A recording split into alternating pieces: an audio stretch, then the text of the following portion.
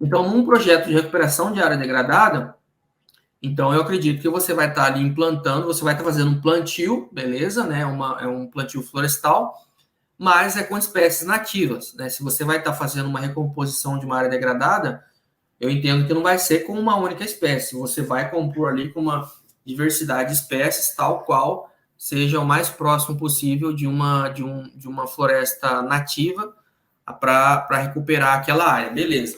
Mas e aí como que você vai entender e aplicar isso aí no seu projeto, né? Como que as interações entre as espécies vão te ajudar nesse tipo de projeto, né? Porque eu diria que, principalmente, no início do projeto, ou seja, na fase de plantio, é importante você dar um destaque maior, né?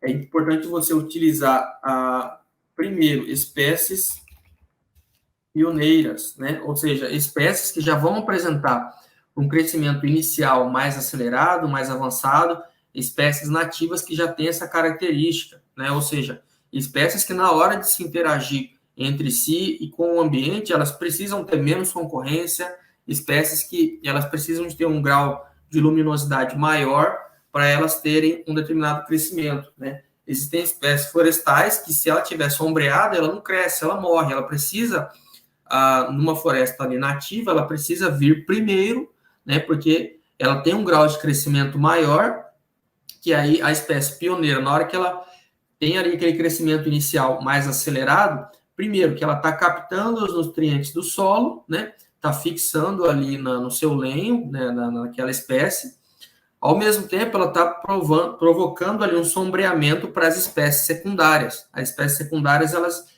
tem ali um crescimento em graus de luminosidade menor, né? Então, no início de um projeto de recuperação de áreas degradadas, é importante você dar uma atenção maior a essas espécies pioneiras, né?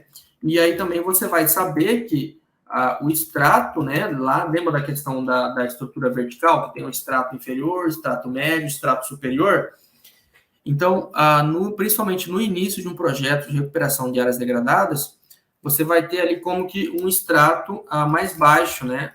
Você vai ter, justamente por estar no início, você vai ter a altura do dossel formado, ela vai ser um pouco menor, né? E aí, você vai ter ali, justamente também por estar no início, você vai ter uma menor, qual é a palavra que vai falar? Uma menor dominância, né? Das espécies. Ou seja, você não vai ter tantas espécies dominantes ali no início de um projeto de recuperação de áreas degradadas, tá? À medida que o projeto ele vai se avançando, vai passando os anos em estágios mais avançados, né? Em estágios mais avançados, né? Já nos estágios mais avançados do projeto, aí sim, você começa a dar mais atenção para as espécies secundárias, tá?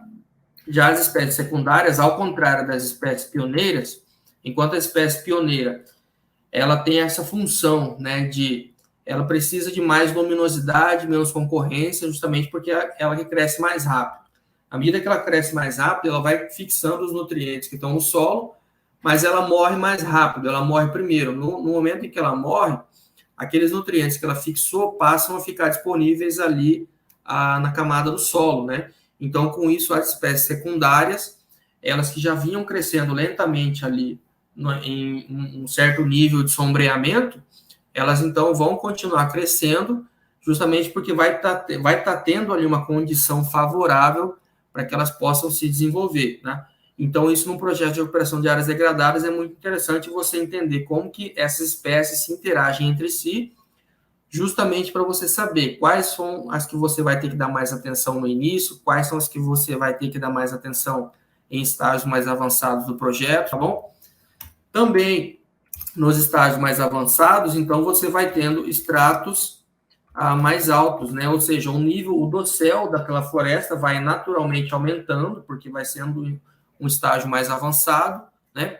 E aí você vai tendo aí uma quantidade maior de árvores dominantes, né? Isso é um parâmetro muito importante a ser avaliado num projeto de recuperação de áreas degradadas, né?